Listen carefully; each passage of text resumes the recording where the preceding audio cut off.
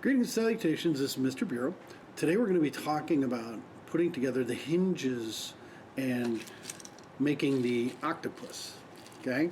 Now each of you guys can do something a little bit different. As you can see, he's got his little eyes right there on each of the hinges.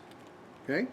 Now one of my hinges broke off, but that was in the print process and had nothing to do with the connection. It was my fault because here's his leg, and as you can see in the print, the final piece right here did not connect, which was connected to this piece right there, and it just kind of popped off. The rest of them, as you can see, are fully connected all the way on the bottom and on the top. Okay, so that's what we're going to work on. So as you see, he made this hollow, I made this hollow. Okay, you can use a full sphere, whatever, but I'm going to show you the three objects that I chose to create mine. All right, so what we start with is the paraboloid, which is the top of this one. Paraboloid, that's it. And I used the torus ring. Now you can use a tube, it's up to you. I chose the torus. It's a little bit thicker, but you can use either one of those, or you can just use the thin ring.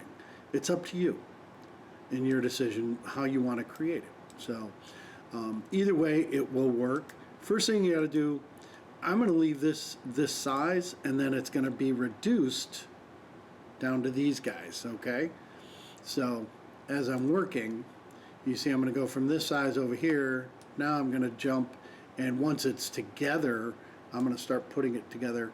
I'll reduce it in size so that it fits here and it becomes these sizes. All right, so that's what we're going to work on. So first things first, I want to get this part together, either the ring or the torus. It doesn't matter. So the first thing I want to do is I'm going to rotate it so it's 90 degrees. Okay, boom, it's 90.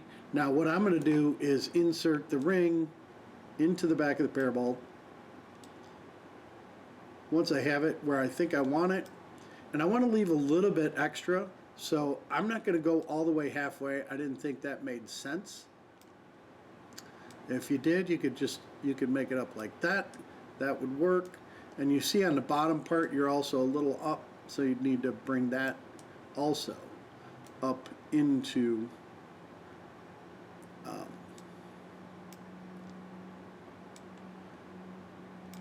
it does not want to jump up in there. There we go. So I've got it connected. So now I'm going to have to bring it down, but we'll fix that later. It's not a big deal. As long as you've got it centered in there, that's what you're looking to do. This is your connector piece. It's your primary connector piece that you're using.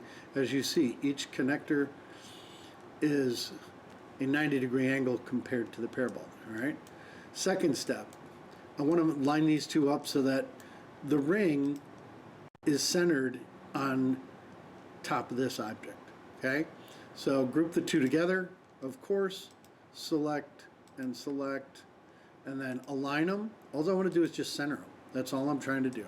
If you try to do any other centering tool, it's going to cause grief. All right, so you got a nice ring. Now you're going to add the center piece for the connection, so that's going to sit in here. I'm going to use this one. It's just a cylinder, hold cylinder right here. Okay, I brought it over, dropped it over, and I'm going to make it about a 6x6 to keep it, just give it a little bit bigger size, maybe even up to 8. I think I went to 8 and then reduced it. I want to leave a big enough hole in there. So now when you see it, it goes all the way through, which is exactly what you need it to do. It's got enough room on the side. Now you can even make it a little bit more oblong. So make this one out if you wanted to go up to possibly 10 to stretch it out just a little bit more.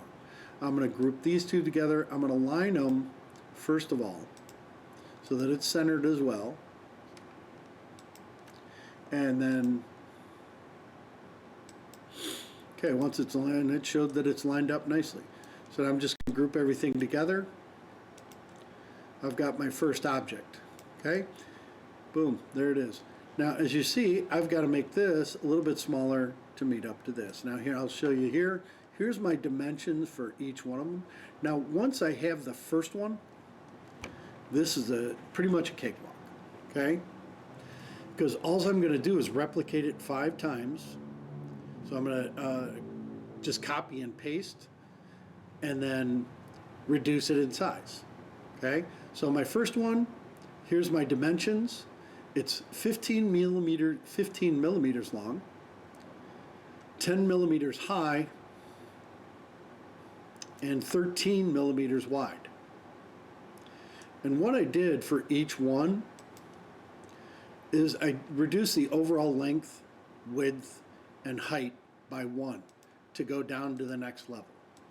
Okay? Next,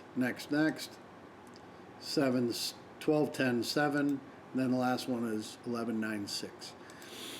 Chain link them together. Once you have that and you put them together, make sure you align them, center them up. This is where it's going to take a little bit of work on your part to make sure that you have each piece connected inside its circle, but it's not jammed up against the wall. Because if it is, it's going to be hard to break to give it that flexibility piece. Okay? Now, the last piece is creating the hole over here. All right? All I did was used a round roof, brought it down, and lined it up. So I got my 4 pieces first. I wanted to make sure I got my 4 corners, then add in the other pieces along the way. What did I use for the head? Is a spear. That's all. A sphere, not a spear. Okay? So drop that on there, center it up. I used a ring as well down here to make it fit nicely on top of that so that it had a nice flat surface to work with. Okay? And as you see it puffed out, I could do that if I wanted to on the ring. Just use the beveling side, use the beveling element, and it would push out the edges. Okay? That's all you need to do. Once you have that, place your hole. So I'm just going to use another hold cylinder, drag that out, make it smaller. I want to make it about 6 by 6 to fit the ring itself. And open that, slide it in, copy it, put it into each of the holes that you have, make the other 4 pieces for the other 4 legs, and then duplicate your legs so you have 8 sets of legs. Glide them over, attach them, rotate them so that they fit where they're supposed to be, and then you're all set. Now the eyes, you can do the eyes. All you need is just a slight indent. Just change a sphere into a ball or a hole. You can use any of the shapes. So you've got creatures and characters. You can use some of the eye features over there if you wanted to do that. If you wanted to add these in and make them work, then do that as well. Good morning. Okay, so that's what we've got going on.